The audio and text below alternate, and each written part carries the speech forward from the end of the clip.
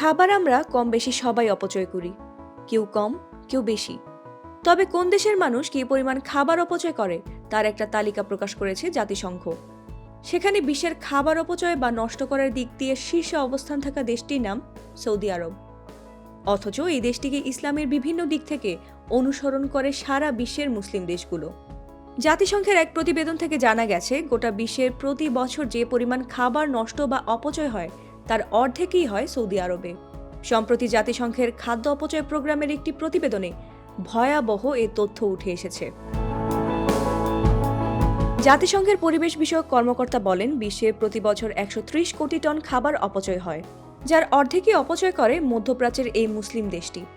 Saudi আরবের পরিবেশ, পানি ও কৃষিমন্ত্রী আব্দুল রহমান বিন আব্দুল মোহসেন জাতিসংঘের প্রকাশিত এ তথ্যের সত্যতা নিশ্চিত করেছেন। তিনি জানিয়েছেন, খাবার অপচয়ের কারণে সৌদিতে প্রতি বছর 4,000 কোটি রিয়াল নষ্ট হচ্ছে।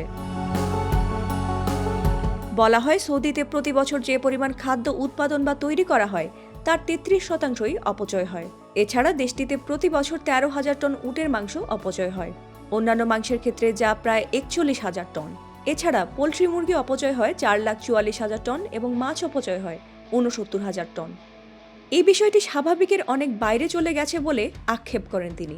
এই অপচয় রোধে কার্যকরী ব্যবস্থা নেয়ার হুঁশিয়ারি দিয়েছেন সৌদি মন্ত্রী। ফাতিমা সুলতানা, প্রবাস খবর।